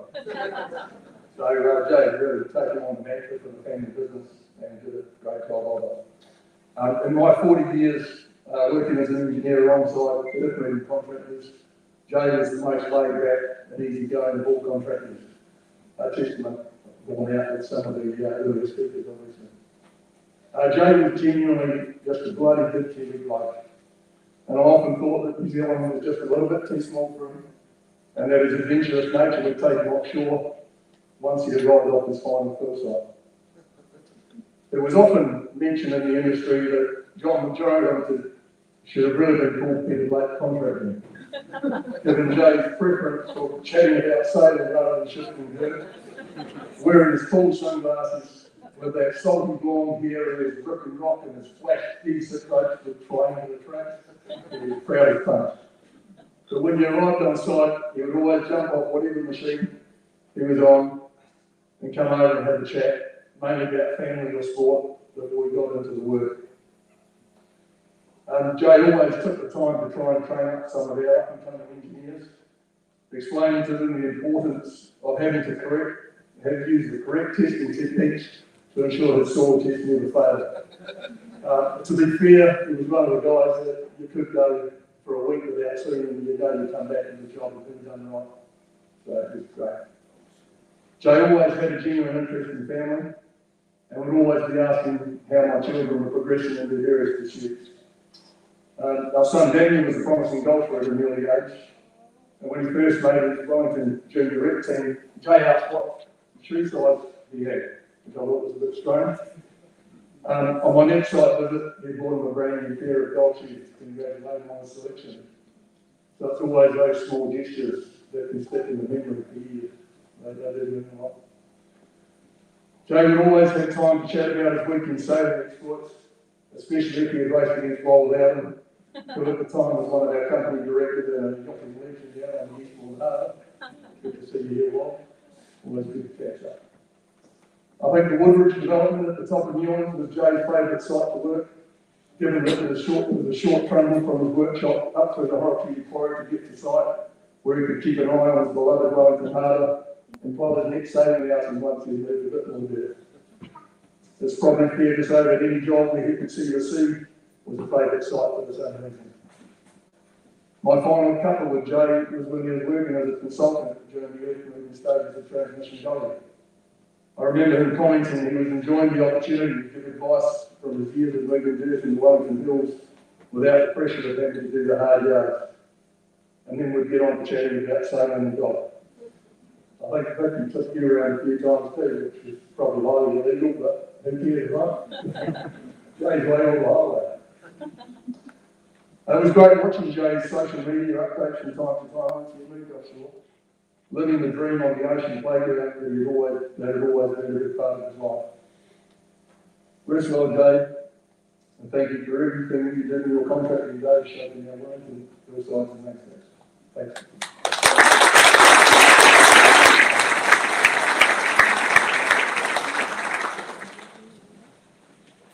Okay, Lauren.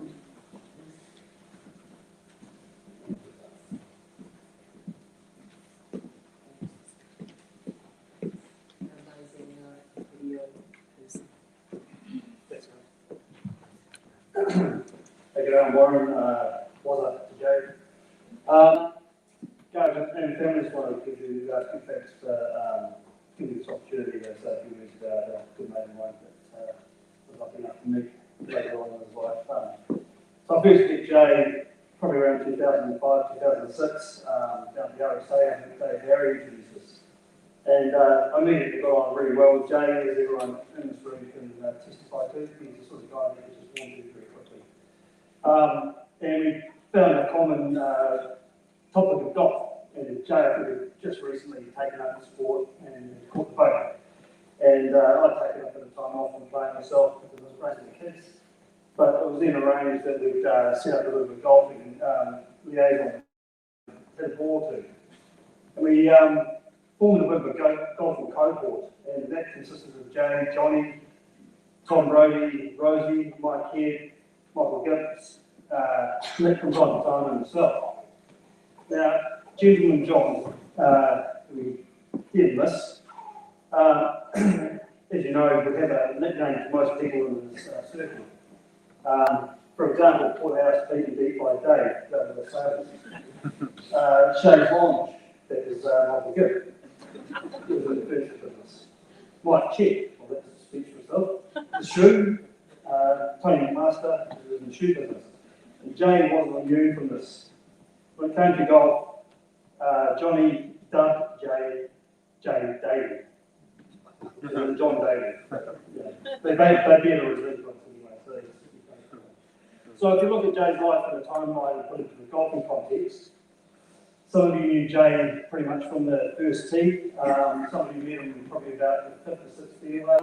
In my case, I probably met him halfway down the 16th.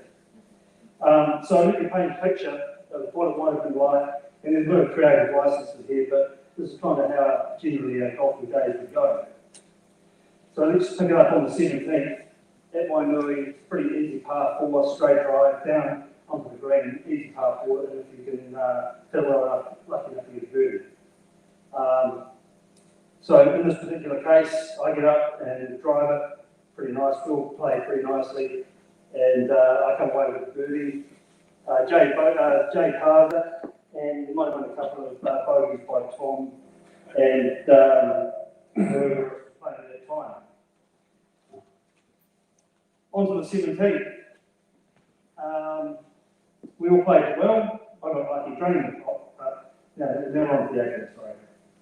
This was our traditional longest drive hole. And the outcome of this was whoever hit the longest drive didn't have to buy the beers at the end of the round. Needless to say, I'd birded the previous hole, so I was first off the tee, get up, give it a big wind up, and sure enough, slice it right over into the practice fairway and my ball never to be seen again.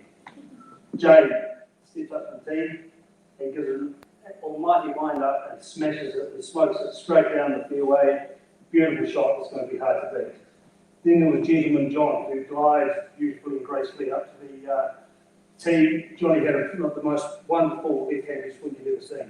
And once again, he hits the ball straight up the middle, but about 15 metres shy of Jay's magnificent drive.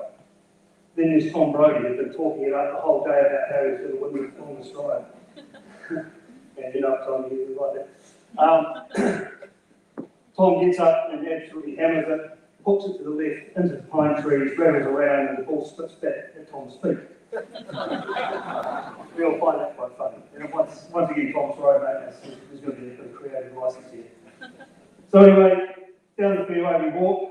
Jay finds the ball 35 metres out from the hole. It's going to be a regulation chip into the green, and hopefully get that par to finish off the round.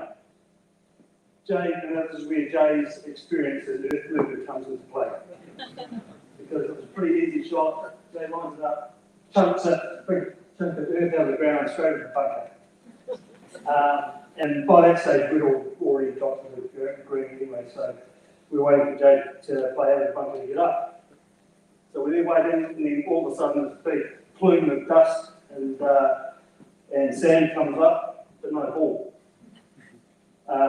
Jay stays composed and keeps his bottle. And there's another crack at it. Same result. Big plume. He's going to be at front. 3 or 4 attempts to get out, and Jay's still in the bunker.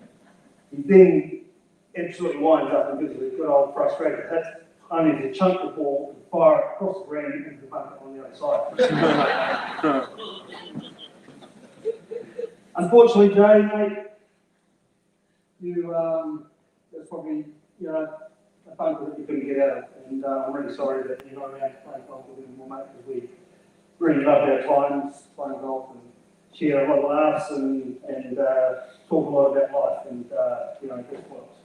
It was a great motivator and it was a great conduit for that. Even though Jay had won the longest drive, you'd always find him, he'd be the first man to the bar to buy the beers, and he was just generous for a fault. And he gave me his golf shoes one day. It's just exciting, the golf shoe story. Walked out of my pool one day and there's a pair of golf shoes sitting at the front yard. And so I wore those for a couple of years until they wore out. And I do remember my putting went downhill. I see them with teeth one day saying, "Don't shoot the shit, mate." He used to crack me up as well. He'd come to golf, I'd look at him and he'd be lining up for a putt. And he'd be doing something really weird and different, holding the club. I've just seen this guy on YouTube. He's talking about it's going to change my phone forever. Sure enough, it was terrible. But he would eventually come up with another style of putting and do something else weird. But it's always made me laugh. Right, well, I know Jay today was celebrating your life, mate. But I still can't help but feel sad that you're gone, and I think we'll feel the same. So, thank you very much.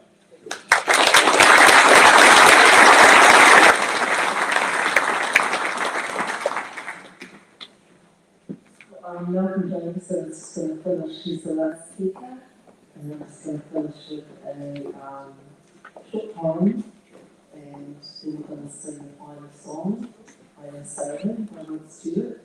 This is one of what knows words, but we're going to be at there as well.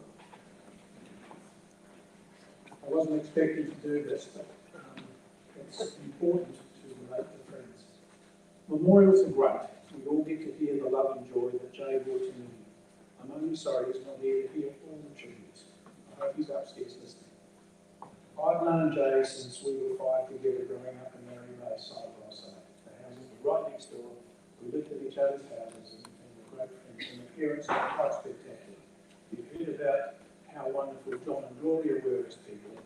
So what else was down in my parents, and there was often drinks at night, 5 o'clock. John and Elsie had a scotch out the scotch. It was just a favourite. We were very blessed. We were, as I said, very lucky growing up in Mary Bay. Jay and I went fishing as often as possible. We built trolleys with no brakes and no helmets, racing down Walter Road and then to sail at D-Class out in Mary Bay.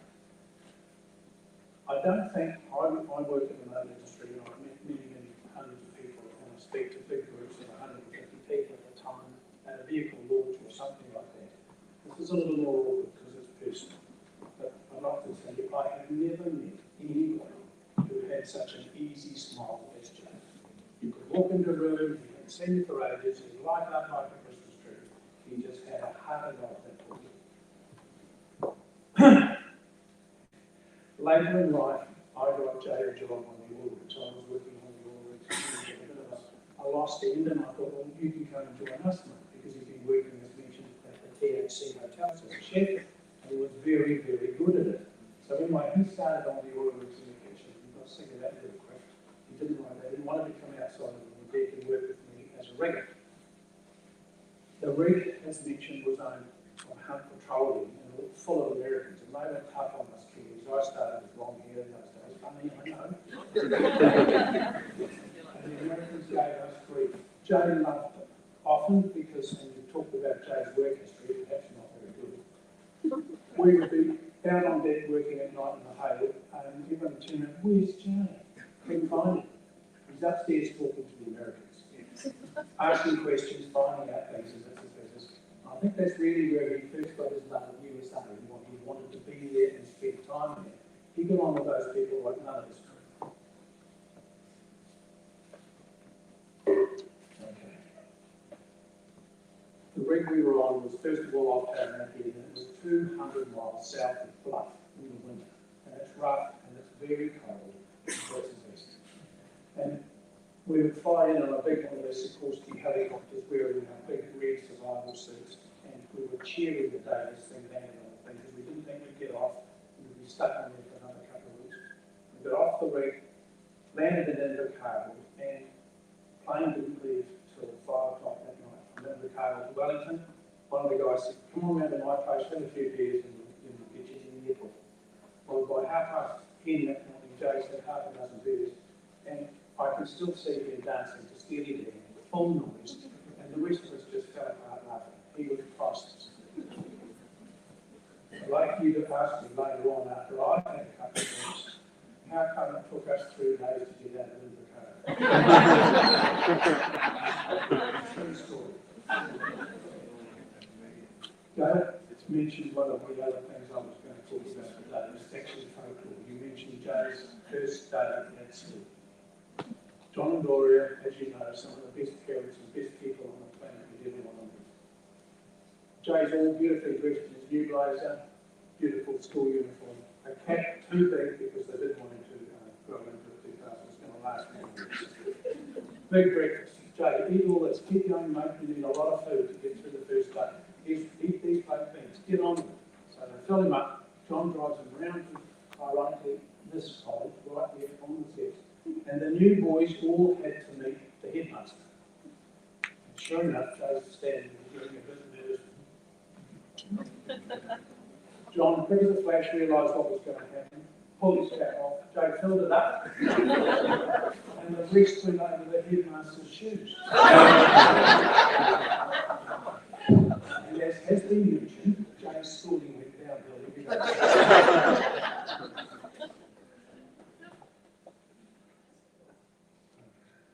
At my age, I've been to many funerals. Friends, colleagues, neighbours. This one has affected me more than most, in fact, than any. Having known this man for a very, very long time, I thought of him as a brother. It was important for me to be here today. I've rewritten this about 30 or 40 times, and I think of Jay constantly. Of Jay's wonderful, wonderful qualities and special, enjoyable life that he had. His 4 greatest achievements have been a husband, a father, a grandfather, and a brother. He did all of them very, very well. Years ago, men would sort of say something like, so-and-so was a friend of mine and I liked it. Now I'm able, and we're able to say, Jay was a friend of mine and I loved it. That's it.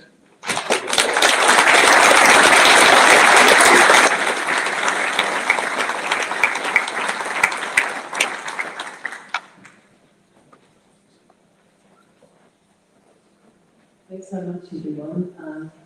Give you a chance to, I know it's really hard to come up here and speak, but at the Yacht Club there's actually going to be, we're going back after this, everyone's invited, and there's going to be something to eat and drinks and time to speak with the microphone, just to share stories in a more informal setting, so if anyone wants to do that.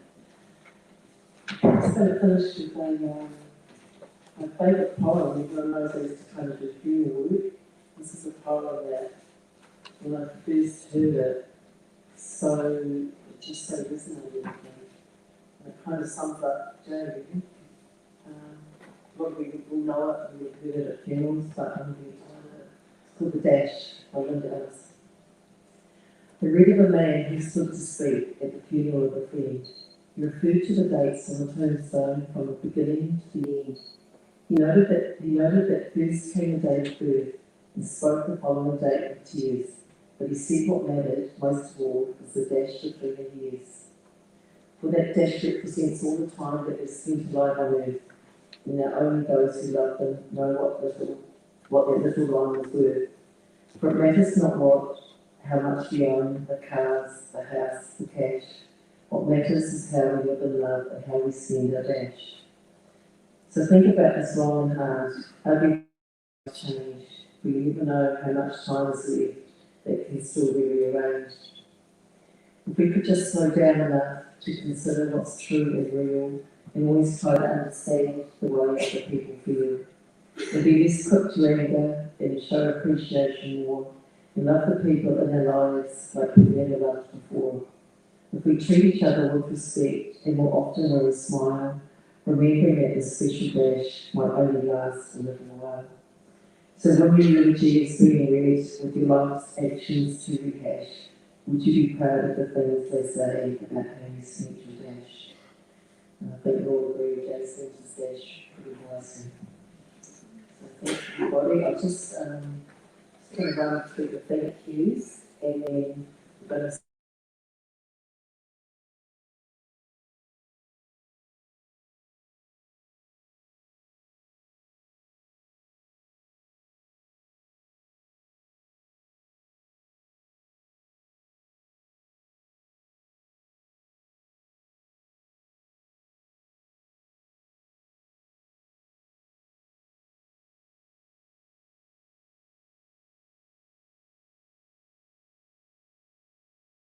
way back in the editor, it's just amazing. Warren, I know that for the many tears doing it, he's a big close to Jane. Chris and Phil Guthrie, who are here, and they gifted us a beautiful Airbnb house on the waterfront, which has just been such a peaceful, beautiful place for our family to be, so it's incredible. The yacht club, they're putting on the food, and this is all that kind of secret bar. I think it's PC, White Kid, Paul Sergio, and Michael Gibbs, and Jenny Williams organising the food. I don't know if there's anyone out. There's some amazing people doing plates and desserts and stuff. You all know who you are. Jenny Williams as well. And Gray will be up, Rachel, Jennifer. Yeah, so hopefully that's everybody. So everyone's sat for long enough. So none of you want to stand and sing Rod Stewart's song. The lyrics is going to go up here, and then we'll have amazing voice and bagpipes, and everyone can just filter out to the yacht club. So thank you for coming, and we'll see you at the yacht club.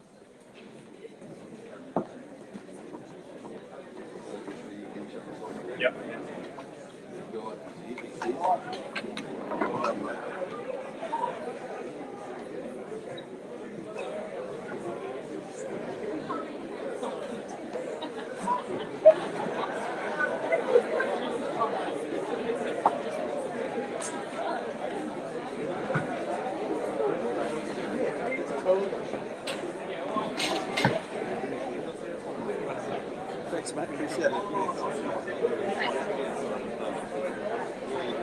Yeah, the sailor's a little one. Nice, real.